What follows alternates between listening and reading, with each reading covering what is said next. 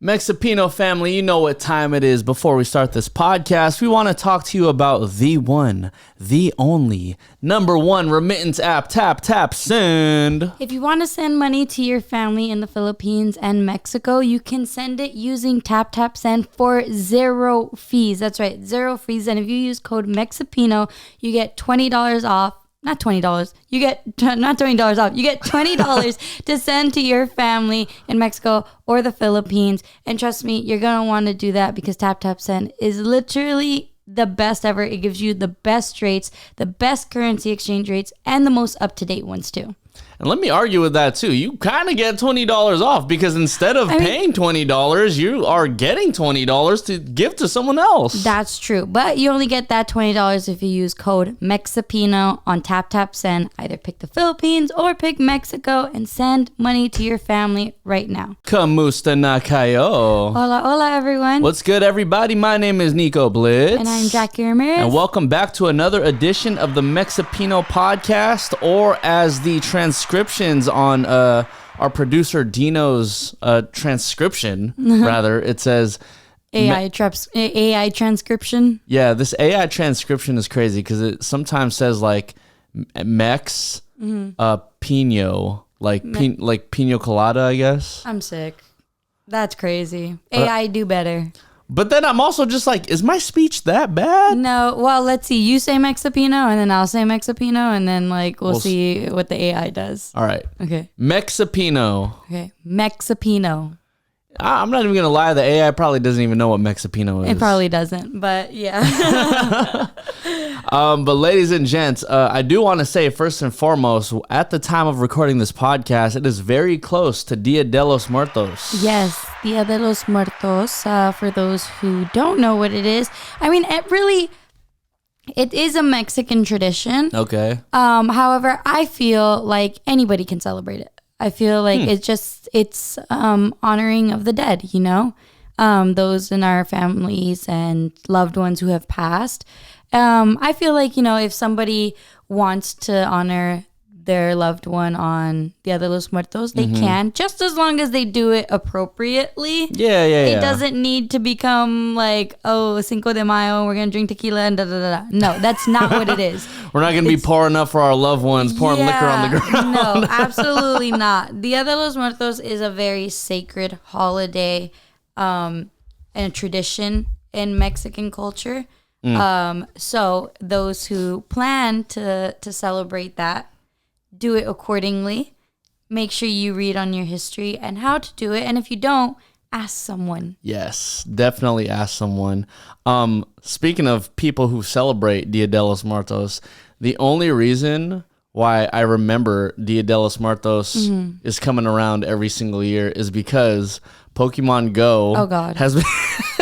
Not because he's had a girlfriend for 3 years who's Mexican and has celebrated Dia de los Muertos. But because of Pokemon. Yeah, I'm saying for all my Pokemon Go lovers, like every year, actually for the past 2 or 3 years, they've been doing a Dia de los Muertos celebration. So there's exclusive Dia de los Muertos Pokemon. Babe, I celebrate it. I literally send you pictures of the ofrenda every year. Yes, but then Pokemon Go is ahead of it because they start doing the promotion for it like literally October 1st. And then Dia de los Muertos is what, November 1st, correct? November 1st and 2nd. But you can some people start setting up their ofrendas like a week before, you know. I'm going to set up ours next week.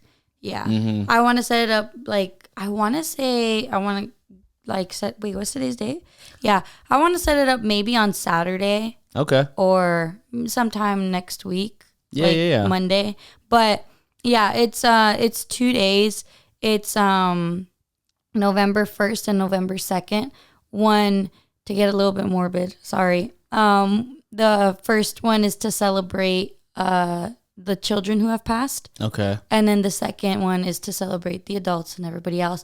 But it's called All Saints Day, you know, so that's what it is. And there's so many things that you could do with Dia de los Muertos. It's honestly, even though it's celebrating the dead and honoring the dead,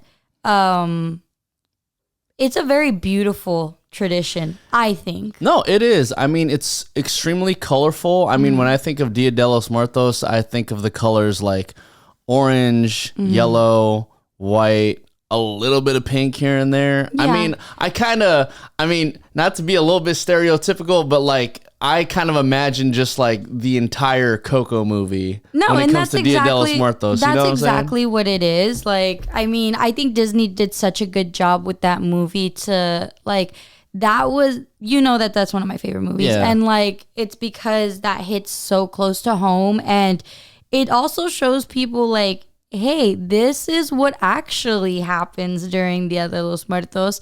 We don't drink and we don't da da da da. No. But it shows you how to honor your family in the right way. And with like also not losing yourself either. I think that's the whole synopsis of Coco, if I would just say it. Like honoring your family and your loved ones, but also honoring yourself. Yeah. I have a very, I guess, interesting take on death. Long story short, I had like one of my really good friends pass away when I was 18. He was 18 at the time too. Rest in peace to Edric Annunciation.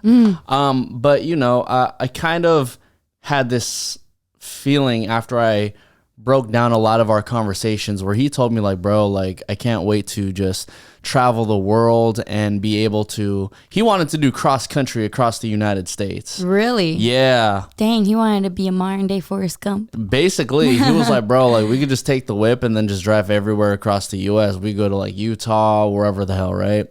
And so, I thought to myself, and especially you bringing up Dia de los Muertos over the past couple of years and me traveling over the past year, I've been saying to myself, all of these things that my friend Edric so dearly wanted to do, like travel the world, I feel like I'm vicariously doing that like for him. He obviously is not here with us today, but I like to think that what I'm doing today is keeping his spirit alive.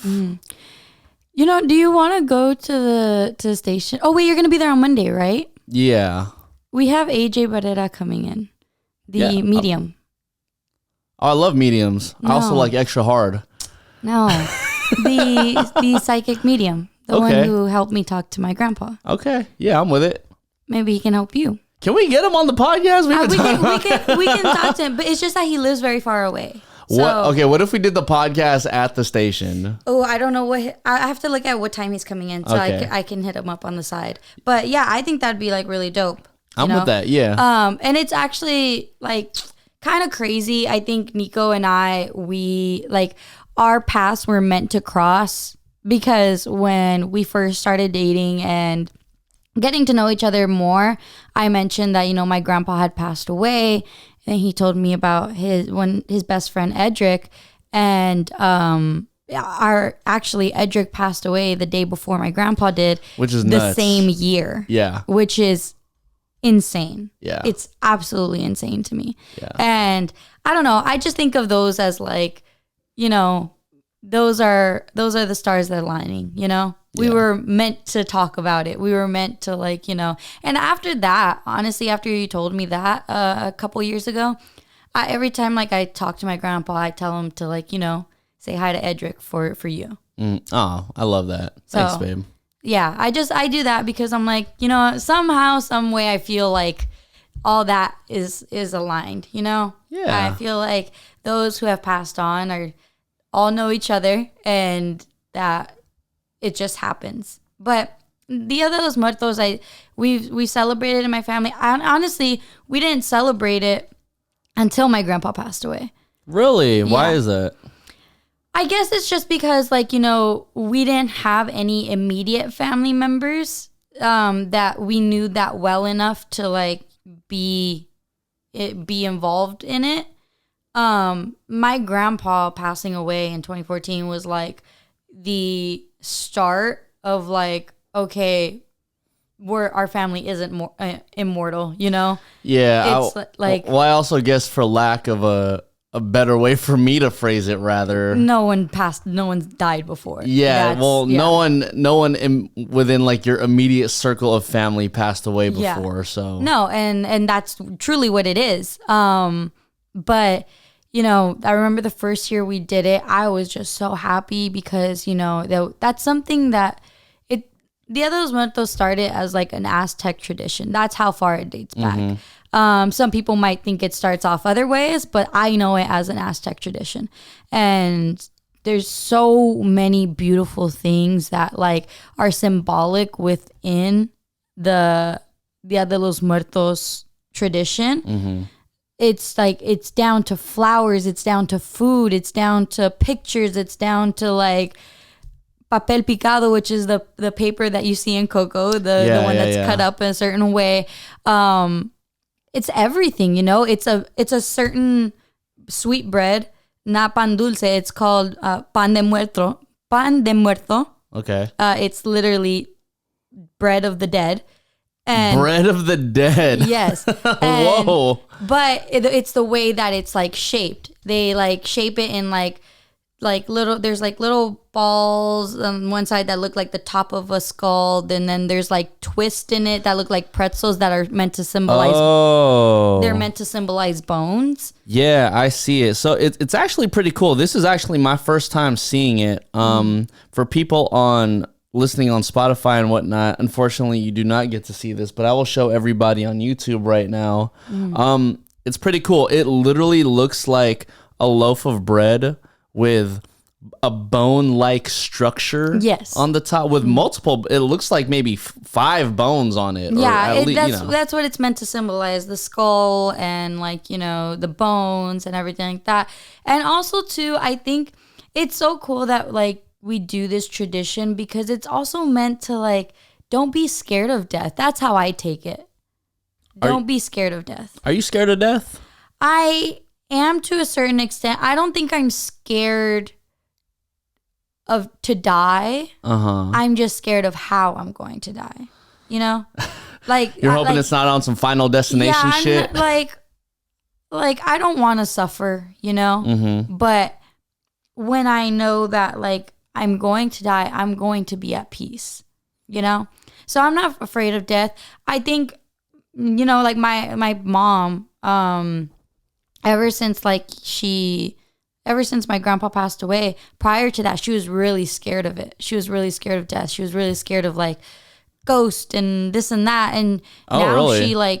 she has no fear of it. She's just kind of like, I know, like it's fine. Like she could be in a dark room and it doesn't faze her. She could feel like there's something there and she's not scared of it, which is really cool for her. But like me, I like turn off the light and I gotta run to the room because like I am terrified. How old's your grandma again? Which grandma? My mom's mom? Yeah. She is 60 something. So that's my point. She's been going through like 60 something years of life and she's like, well, no ghost got me for the past 60 years, so I'm good. That's hella funny. I got however many more years left. So if they ain't hit me for 60, I don't think they're gonna hit me for the last couple. No, like it's just, that's just how it is. But like I said, I feel like a lot of people, like whether you're Mexican or not, you can celebrate Dia de los Muertos unless you do it in a distasteful way. Yeah. Which, like, I mean, we all saw the video, I think. Well, let's talk about this video. Maybe some people have seen it. Maybe some people haven't. Yeah. So there's this video going around on the internet about a white woman who is the director, as she stated in her website and in videos, that she's a director of events on Main Street in Oceanside, California. Y'all know where Oceanside is. It's right above San Diego, which is very close to the border of Mexico. This lady decided that she was going to do a Dia de los Muertos festival. Kind of no problem with that, I think, but she is white. As long as she did her research, I'm totally fine with it. However, from videos on the internet, she didn't do her research. She calls it a Hispanic tradition, which it's not. It's an Aztec tradition that then now is a Mexican tradition. I don't appreciate that. If you're going to do something right. Yeah. she says that it includes authentic and colorful stuff of like, you know, this like group, which she doesn't even know if it's Hispanic or Mexican or she just whatever. Said group. She's like, you know, this we're gonna have all these like, you know, a traditional stuff and da da da. Okay, well, traditional according to who? Because you are white. Yeah. So traditional to you may not be traditional to me. Well, and also if you're you know, dating as far back as this was like back when the Aztecs you know, started this, obviously that's like the 1500s. So it's like if you're talking about like something that's traditional, like are you going as far back as bringing something from that empire? Are you going as far back, or even just are you even reaching as far as you can enough within your own community to find someone who is of Aztec descent and can be like, yeah, like this is something that you can do. If you're not, don't be doing it. Exactly. Now, we run a food festival. We know how it works. We know that some vendors pay a fee. Most vendors, if it depends on the festival, if it's a free vendor thing or if they pay to be there and sell, vendors pay a fee. I get it if, you know, there's a paletero man, which means ice cream man, who wants to go in and sell his paletas. Yeah. That, however, like the reason that this video went viral is Kathy, that's her name. She's kicking out a street vendor, a paletero man, from her event while screaming at the top of her lungs that she paid for this. This is her event and that he needs to get out. Meanwhile, prior to this video starting, a lot of people did claim that she even hit a little girl with the paletero man's little push cart. Yeah, with the cart. Now, the little girl in the video at the very beginning, Kathy says, I'm kicking him out. The little girl, who's probably no more than 6 years old, says no, and she starts crying to her father. She starts crying and hugging him because she is scared of what this woman is doing. And her dad, the little girl's dad, is the vendor? No, he was. They were just trying to buy ice cream. Got you. But the little girl didn't want the ice cream man to go because she wanted ice cream. Yeah. Kathy starts pushing this vendor's cart out of the festival that she's throwing, and that infuriated me so much because then she even goes far to say this is a community event. Well, girl, you brought the community out. You brought the community out. He is the community. Yeah. How are you going to throw a festival that is not even of your culture? And then when a street vendor wants to vend, you're going to kick him out of public property. Mm-hmm. I get it. If this is a private event and it's like sectioned off, maybe you could have handled it a different way. I think that's what it is. You could have handled it a different way. Yeah. You could have told him, hey, these vendors, they paid to be here. If they did, I don't know. Mm-hmm. These vendors that are in here paid to be here.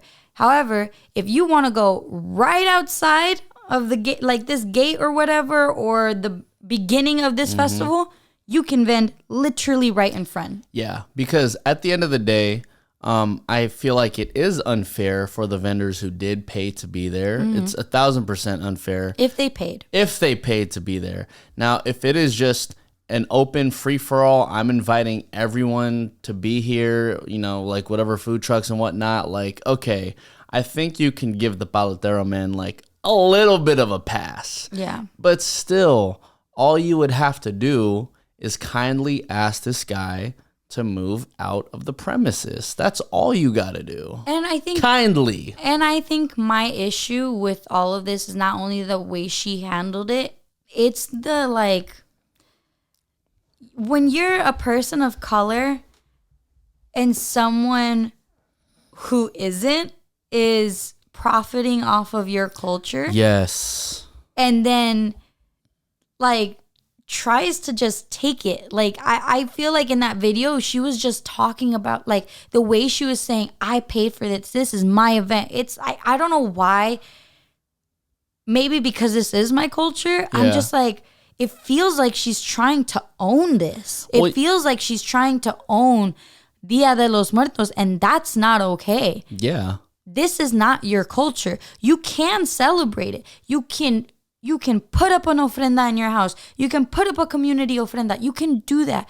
Do that tastefully. Mm-hmm. Do that with respect to the culture that you're profiting off of. Yeah, exactly.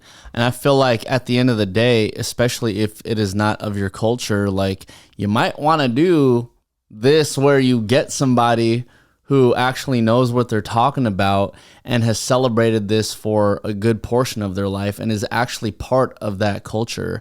I don't like it when, as Jackie was saying, it doesn't make sense for someone who is not of a specific culture to try to put together an event that isn't theirs. Mm-hmm. Like, you get all of these things wrong, from like the traditional aspect of where things are coming from, who originally celebrated it, and then you might just be finding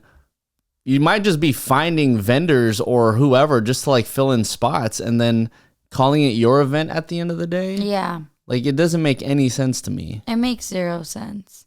I just, like, again, this is such a beautiful tradition and celebration. If you're not of Mexican descent or Aztec descent or any Latino descent, really, and want to celebrate it, you can. I'm not saying that you can't. I'm not saying that if your skin color isn't brown, you can't celebrate it, you know? I am saying that if you are, make sure you know what you're doing. And it's okay if you have a fucking Mexican friend and ask them, like, hey, I want to do this. Do you know anything about it? You know? It's not going to come off racist if you're trying to be educated on it. Yeah. Yeah. As long as you try and do it first before going to your Mexican friend, like looking up how to properly set up an ofrenda, you know, before going to your Mexican friend and saying, hey, how do you do that thing that you do for like Day of the Dead? Like, that's not it. Yeah, that really ain't it. And also just don't profit off of it. Don't profit off of it. Yeah. If it's not your culture, don't profit off of it. Yeah.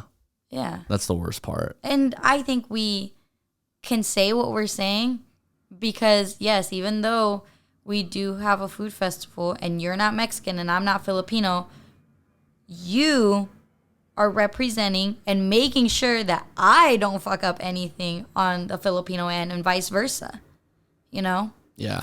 And I think at the end of the day, what all of this comes down to too is like, you know, collaboration efforts between cultures. I think so much we find ourselves trying to do things on our own. So like, you know, I'll see Filipinos like really try to only do other things with other Filipinos.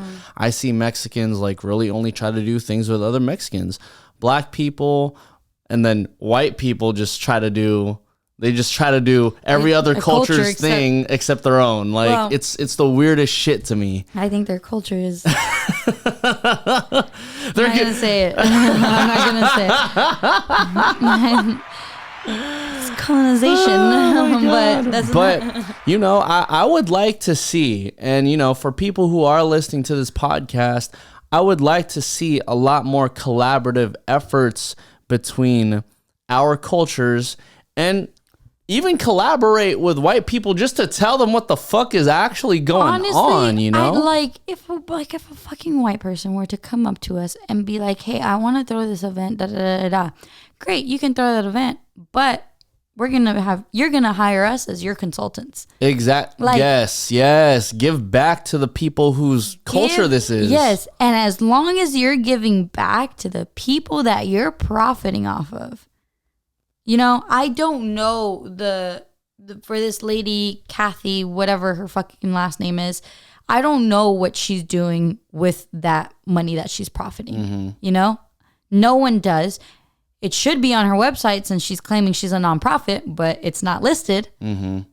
But that's her salary, you know? Yeah. That's like, okay, like, well, then what are you doing to give back to the community? Exactly. I would hope. Is your giving back to the community kicking out a street vendor? That's giving back to your community?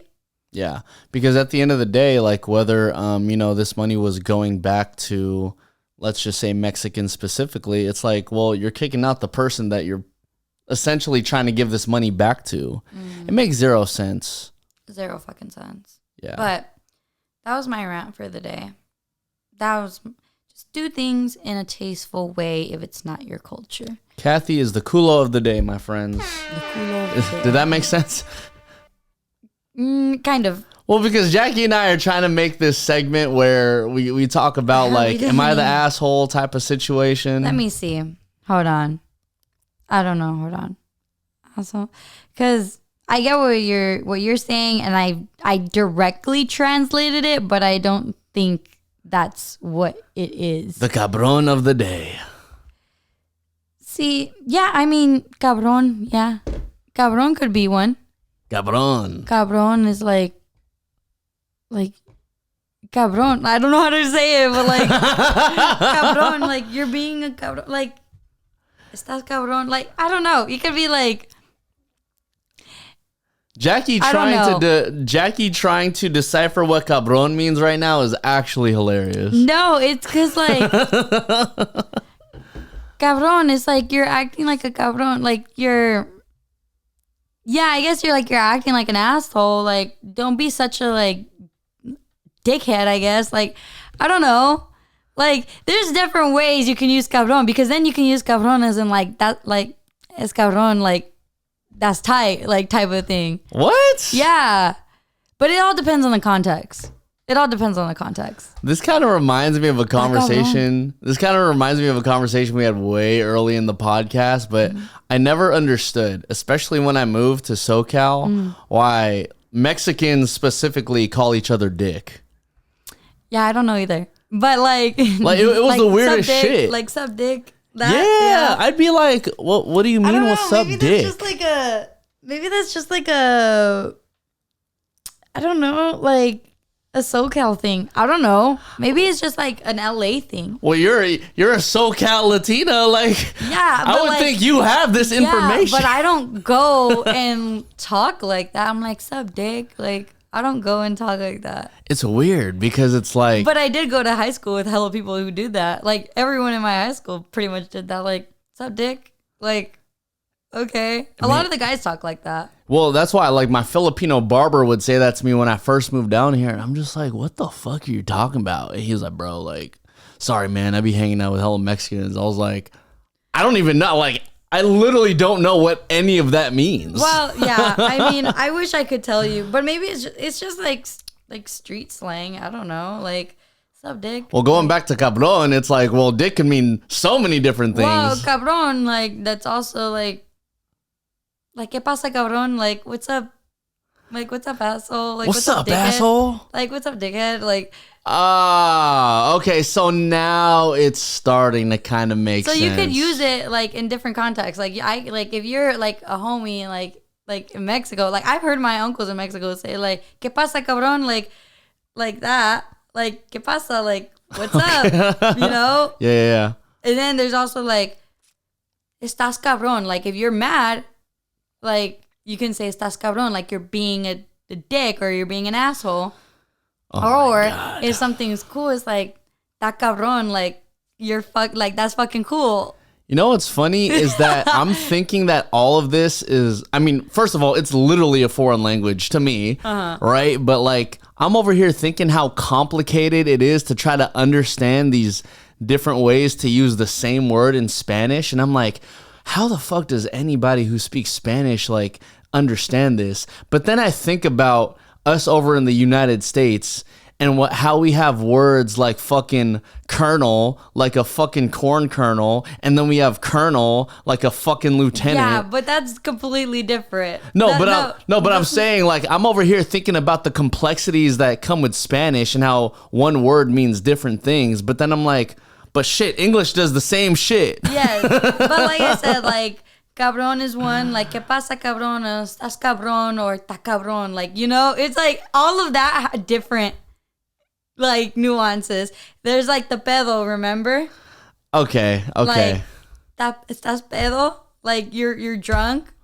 So, okay. Pedo as in fart, and then like, ¿qué pedo? Like, like, that's cool, what's up type of thing. Like, yeah, like, ¿qué pedo? Like that's so cool. So you could be like, ¿Qué pedo, pedo? ¿Es tu pedo? No, what? Okay, I was trying to say, what's up, bro? No. Did you fart? No. Pedo isn't like a cabrón. You can't say like, ¿Qué pasa, pedo? No, that doesn't make sense. Okay, let me challenge So you. you could say, okay, all right. Let me challenge you then. Use pedo 3 times in the same sentence and make it make sense. Okay. 3 times? Use pedo at least 3 times in a sentence and make it make sense. Okay. Okay, I have to think about this. Okay. All right.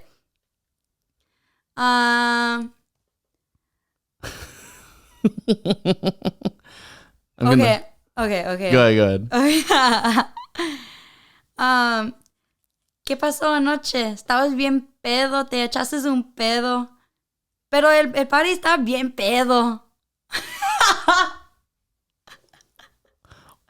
What the fuck did that even mean? So I said, I'm like, what did I say? I was like, ¿Qué pasó?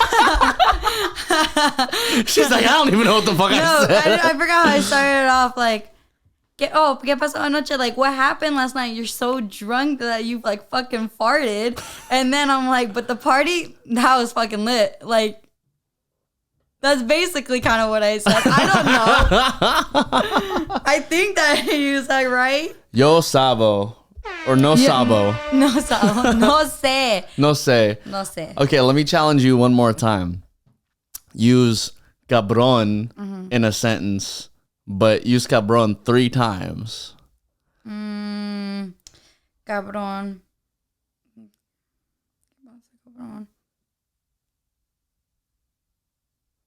This is actually intense. Jackie's like, for all our Spotify and whatnot listeners, like, Jackie's face is just intensely thinking right now. Because she got me with the pedo shit. I still don't even know what the fuck she really just said.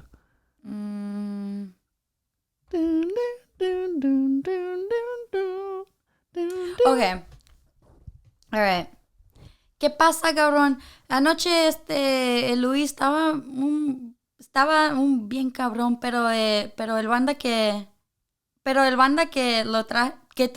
trajo era bien cabrón. So you get it? No. Okay. No. So I said, "What's up?" I said, "What's up" to you, but I called you a cabrón. Okay. So I said, like, "What's up?" Like, "What's up, foo? What's up, dickhead?" Yeah. I said that someone was acting like a dickhead last night, but that he brought a band, like the band that he brought or that he like paid for the party type of thing. They were really good. When the fuck did you say really good? I didn't hear like a bueno. That was cabrón. Shut the fuck up. Yeah. You're saying cabrón also means Yeah, really? it's like What? you like estaba bien cabrón. Like it was like really good. Like it was cool. It was dope. It makes sense. I mean, I'm sure it makes sense. I'm sorry, like my Spanish is not that great, so I stutter a lot when I'm talking in Spanish. I have to like really think about what the fuck I'm gonna say. I can't just say something like very fluently. I could when I was younger. Well, either way, I'm very much impressed that you were able to use pedo in 3 different ways. Thanks. In the same sentence. Nico just dapped me up. Know what I mean? Know what I mean, cabrón? You can't call me a cabrón, babe. Okay, so now why? Because I'm not a cabrón. Like you use that with your dudes. You use cabrón with your dudes. You can say like if I'm being like hard-headed, you can say like I'm being a cabrona. You can say that. Oh, so I just had to add the A instead of the O. You had to give the feminine version of it. You can't call me a cabrón. But you also shouldn't call me a cabrona. So basically there's a male asshole and a female asshole. But you can't ever call me a cabrona in front of my family. Oh, I never would. Okay. No. I think my grandpa would do that to my grandma like here and there, but it was in a playful manner. You know? You have to know when to use it. Well, like in a very playful manner. Got you. Well, shout out to the cabrons, the cabronas, the male assholes, and the female assholes. You know what I mean? Keep it tight. Keep it right. Yo. What the heck? So Jackie has found a lot of stuff on TikTok lately. Basically, it's our main source of information nowadays. It is. And it really so is. she found a very cool video about like basically guys being guys. And the video kind of went like, I'm a guy. I'm going to walk around the house in my boxers type of situation, right? Yeah, like, it's like, the context was like, I'm a woman. Of course I'm going to do this. And like, I'm a guy. Of course I'm going to do this type of thing. Right. Like, I'm a guy. Of course I'm going to leave my razor in the bathtub and leave some hair around the bathtub. You're a guy. Of course you're not going to put things back where they were originally from. I'm a guy. I'm going to leave my shoes at the front of the house and not put them back in the closet. You're a guy. Of course you're going to put your laundry on the floor when the basket's literally right next to it. I got one. I'm a guy. Of course I'm going to hang up my button up and not button it up on the hanger. I'm sick. I don't know. What else do you do? Oh my God. I'm a guy. Of course I'm not going to buy a bed frame when I move into an apartment. I'm just going to keep the bed on the floor. That part. We have a bed frame now. We have a bed frame. And he had a bed frame before he met me too. No, luckily. But then for years, the bed was just on the freaking floor. That's gross, babe. That is gross. How long before me did you actually get a bed frame? I didn't get a bed frame until, probably until I moved in here, which was 2019. And I've been living in LA since 2014. That's gross. I'm a guy. I was living on an air mattress for the first 2 years of me living in LA. I'm fucking sick. That's crazy. That's crazy. I don't know what else you do.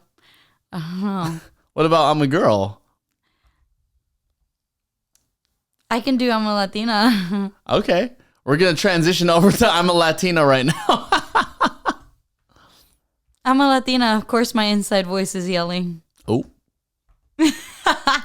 She's a Latina. Of course, she thinks everything she says is right. That's accurate, though. I'm a Latina. Of course, I'm going to ask you about chisme.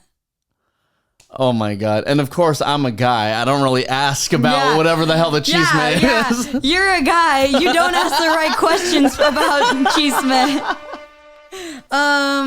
What else? She's a Latina. Of course, she's going to ask me to carpet or... To carpet? Wait. I have one. Wait. She's a Latina. Of course, she tells me to vacuum the carpet in the morning and at night.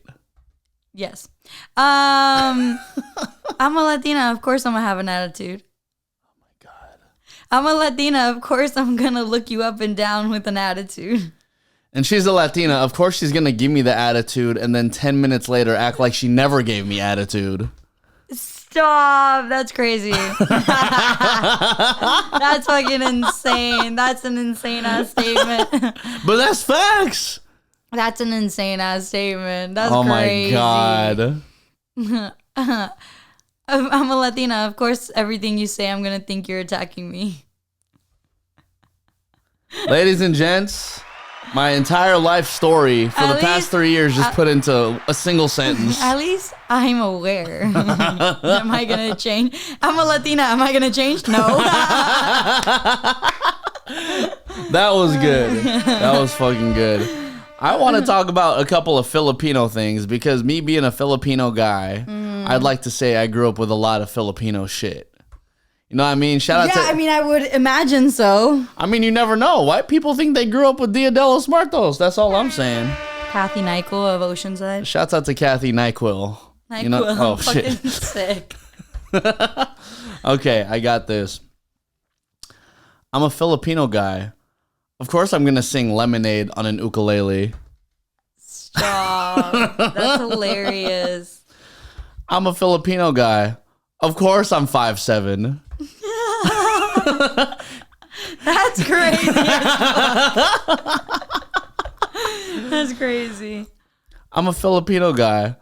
Of course, in the early 2000s, I wore everything that was swagapino. And by that, I meant a Filipino sun hat. I meant wearing red, white, and blue. I meant wearing a Manny Pacquiao shirt. That's crazy.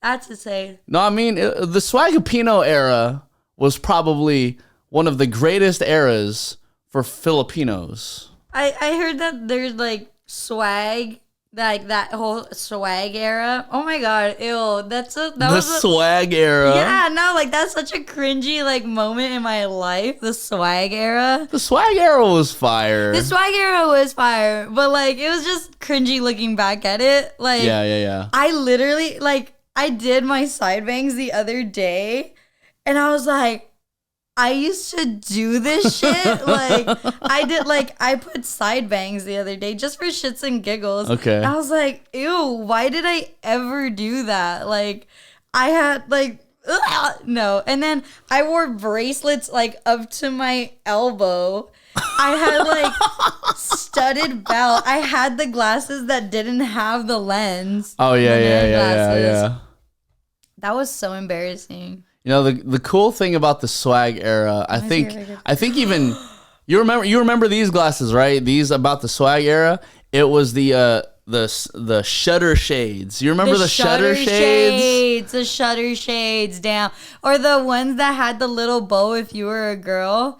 Like you had the glasses and they had like a little Hello Kitty bow. Yeah. I mean, I'm so cringy at myself. I'm not gonna lie. Even the swagapinos would wear the ones with the little bow. And no, you know what was hella cringy? Oh my god, you know what was hella cringy and during the swag era? Is that every picture we took, we were like, oh my god. Let me tell you, we would go like cover our mouths and like So this is the way, like in the swag era, that all the guys posed, including myself. Right, like this, so like this. yeah, do it again. so we would either pose, you know, kind of just like we wouldn't be throwing anything up because first of all, what the hell are we gonna throw up? I'm fucking except sick. for our lunch. But we would be, you know, we'd be like this with like peace signs and whatnot. A couple of us, we'd be holding the belt. No, I mean, we'd be holding the belt that isn't even holding up our pants. The belt is just to have the belt. It wasn't to hold up the pants. And then what's funny is that every girl who had side bangs, they would hold their hair like this. Oh, wait. Hold on, wait, I need to put my side bangs. Go ahead. Okay, Jackie's gonna put on her side bangs right now for all the YouTube video lovers and our IG reel lovers and whatnot. The fucking side bang was a staple for the swag era. For women. I'm fucking sick. Hold on. Wait. Look at this. Look at that. Every girl would pose and they'd pose like this. You know what? I actually did a there was a female pose during the swag era that was, I always made fun of it. No, do it again. That one, the peace sign definitely existed, but it was the one where you kind of leaned a little bit forward. You would put like your hand like on your this? Yeah, you put like your hand on your hip like this type of shit. Like, you know what I mean? That was the female swag pose. yeah, and then that like you're like looking down at the camera and you're going No. That's so cringy. No. I did that so good though.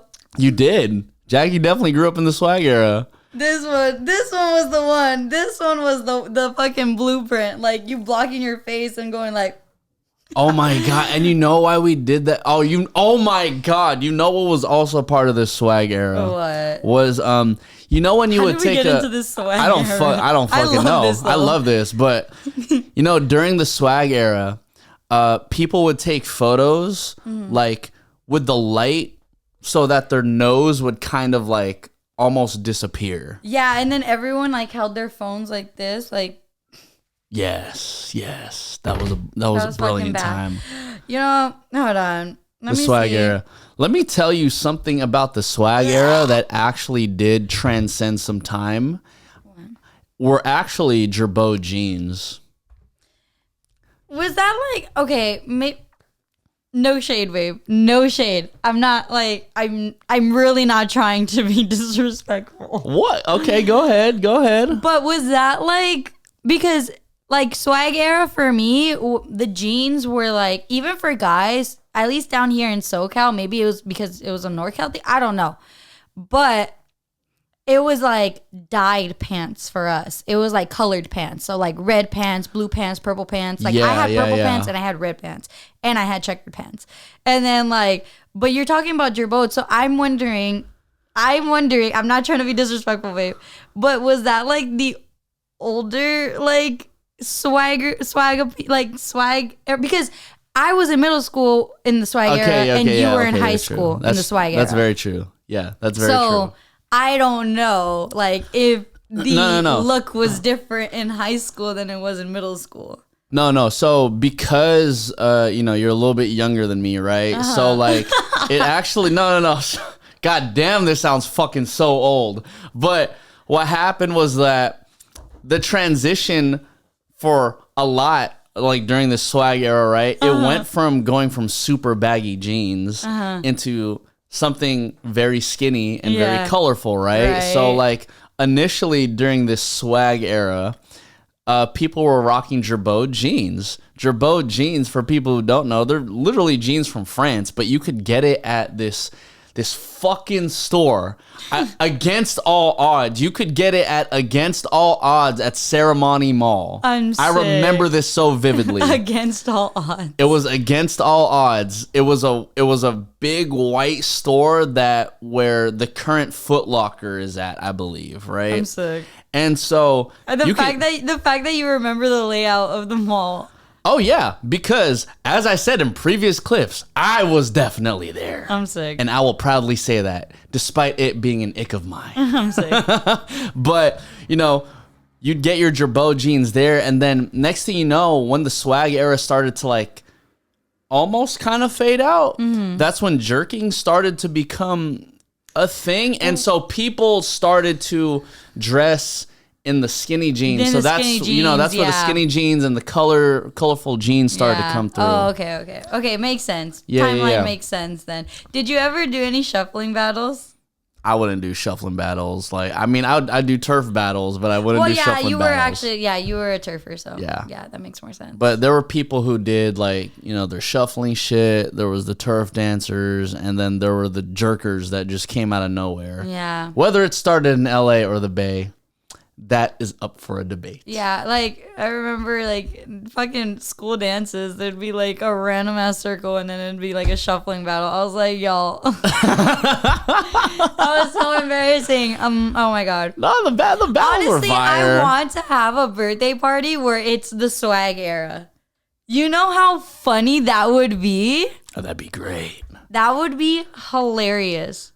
It's kind of like, so it would actually be like a Y2K party, but people actually dressing up like it was the 2000s. Yeah, but like swag era though. Like the swag era was such a pivotal moment. Like, we just need to give it up for the swag era. Shout out to the swag era, man. A very pivotal time in everyone's lives.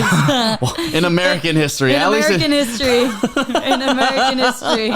Even our parents remember that shit. They were like, okay. It was the best. I should bring my side bangs back. You know what I mean? Filipinos, the Swagapinos were dressing like in tall white tees. I mean, I guess this was hyphy too, but like we were dressing in the tall white tees, the blue jeans, the Nikes, the Filipino sun star hat. Like it was great. It was a great time. I'm just starting to remember all the names of like the guy friends that I had in middle school who used to like do the shuffling battles. Oh my God. I wonder where they are now. Well, hopefully not shuffling. Yeah. That's hilarious. I remember with this group of girls who were like shufflers too. That's fucking hilarious. And then the girls would battle the guys. It was, ugh. Those are the best. I mean, we would have dance battles like at school still, There would be like it's so weird, like the dance community. Now we're just going off on a fucking tangent, but the dance community would literally be split between like the choreographers and the fucking turfers, and the choreographers wouldn't fuck with the turfers at the time. And it's like, dude, it is all fucking dance. It's all fucking interpretive. I don't see fucking ballet dancers dancing to the fucking beat. But guess what? It was all interpretive.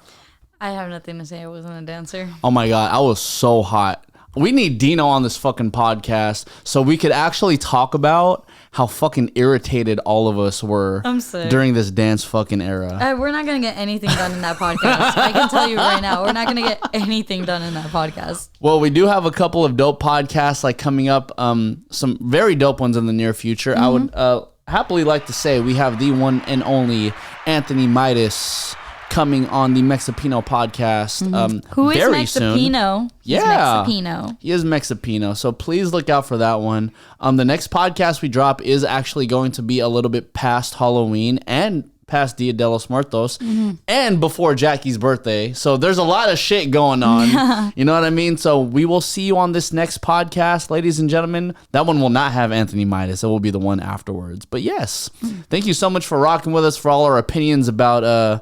I thought that would have Midas. No. Oh, okay. We're going to have Midas like a little bit later. But, you know, we will see you guys next time on the next episode of Mexipino Podcast. My name is Nico Blitz. I'm Jackie Ramirez. This is the Mexipino Podcast. Peace out, y'all. Adios.